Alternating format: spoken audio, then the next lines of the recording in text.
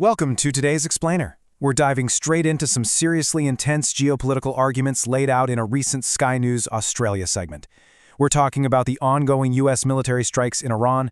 We'll be using the actual details from this broadcast to impartially unpack the strategy, the economics, and what they predict is the ultimate endgame of this whole conflict. Let's get right into it. And we're jumping right into the deep end. Listen to the stark ultimatum from Republican strategist John Jordan. He said, either the United States will collapse or the Iranian regime will collapse. One or the other will happen. Wow, that immediately sets the tone, right? It really establishes the sheer gravity of the debate we're about to break down. He's not presenting any middle ground here. It's framed as an absolute existential collision course. Section 1. The catalyst for conflict. So to really wrap our heads around these sweeping predictions, we first got to look at what exactly triggered this current 6-day wave of military action they're discussing. It actually all goes back to a specific Memorandum of Understanding, or MOU. You can think of this as the legal tripwire. According to the broadcast, Iran signed this agreement, which explicitly told them, hey, no firing on commercial vessels in the Strait of Hormuz. Well, the source states Iran violated that exact MOU, and that prompted the U.S. administration to respond to what they classified as direct acts of terrorism. But the strategist doesn't see this as just an isolated, out-of-the-blue incident. Actually, he traces the roots of these recent strikes way back to 1971, which is when Iran seized 3 small but strategically vital islands that were later claimed by the UAE. Fast forward to 1979, and the source argues Iran started using those same islands to actively mess with shipping. So the military response we're seeing right now, it's framed as a boiling point after literally decades of tension in this incredibly critical maritime choke point. Section 2. The strategy of strikes. All right, moving beyond the history, the segment lays out the very specific step-by-step military objectives the U.S. is currently executing. The crucial takeaway here is that this isn't just random bombing, it's highly methodical.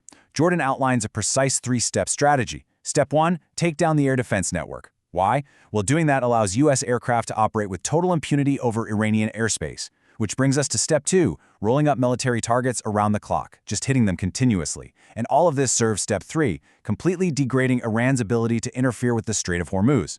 And here's the immediate results of that strategy. An often underreported fact from the segment is that over the last couple of days, Iranian interference with Gulf shipping has basically flatlined. The tactical degradation of their military assets is, at least according to this viewpoint, successfully neutralizing their ability to go after commercial vessels.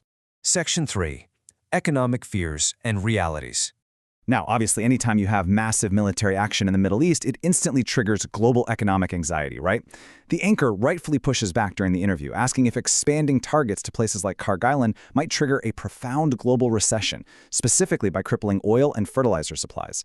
But the strategist, he pushes right back. He argues the panic is totally overblown. He insists that alternative routes actually exist for fertilizer and that global oil markets are well supplied and completely calm. To back up that economic defense, Jordan makes some pretty bold claims about oil prices.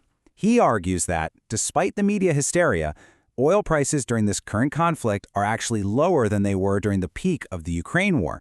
And, even more surprising, he claims prices are lower right now than when Donald Trump previously took office. His ultimate point? The data just doesn't support the fear of an imminent conflict-driven economic collapse. Section 4. The state of the regime.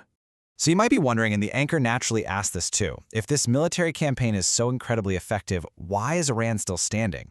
Well, the strategist argues the regime is actually rotting from the inside out. He lists a few stark indicators to prove this internal collapse.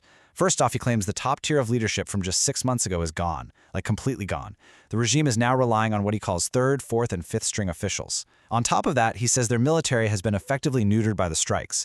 But honestly, the most telling sign might be their regional isolation. He points out that even traditional neighbors are turning away, noting that Syria and Iraq are currently partnering on a massive new pipeline, basically leaving Iran out in the cold, both economically and diplomatically. Just think about the sheer demographic math he presents for a second. You have an estimated 100,000 members of the Islamic Revolutionary Guard Corps, the IRGC, trying to govern a population of 93 million citizens. That is a staggering ratio. It brilliantly illustrates the extreme logistical vulnerability of the regime, framing them as a tiny, heavily strained fraction trying to forcefully control a truly immense population. Building directly on that massive governing challenge, the segment cites an estimate that only a tiny fraction of the Iranian public, we're talking maybe 20 to 25%, actually supports the ruling regime, meaning a whopping 75 to 80% of the population does not. When you combine that glaring lack of public support with the crazy demographic mismatch we just talked about, the strategist argues the very foundation of the state is incredibly brittle. Furthermore, Jordan argues the regime is failing by its own metrics. They've lost their foundational religious legitimacy. Think about it. The original point of the Islamic Republic was to avoid hereditary rule at all costs. Yet the strategist claims they are now ruled by a leader whom nobody has even seen, and who wasn't truly an ayatollah to begin with. In his view, they're ironically losing their legitimacy by the exact religious standards they claim to uphold. Section 5. The predicted endgame. Okay, so having laid out the military strategy and the deep internal weaknesses of the country, how does this all end according to the strategist in this broadcast? The predicted endgame relies on systematically squeezing the regime's infrastructure to an absolute breaking point. The strategist notes the tragic context here. 40,000 citizens have already died at the hands of the regime this year. That alone sets the stage for major domestic unrest. From a military standpoint, the U.S. is targeting infrastructure, like bridges, to literally freeze IRGC troop movements. Eventually, this strategy anticipates a total loss of basic utilities, like power and water. And once the regime is paralyzed, the strategist suggests the U.S. might even provide air support for an internal insurrection. But here's a crucial nuance, and honestly, a major takeaway from the segment. The strategist asserts that the West fundamentally misunderstands the IRGC. We tend to view them as this monolithic, uniform body, right? But in reality, he argues the IRGC is highly fragmented. Because of that, the true immediate threat to the regime's survival might not actually just be a public uprising in the streets.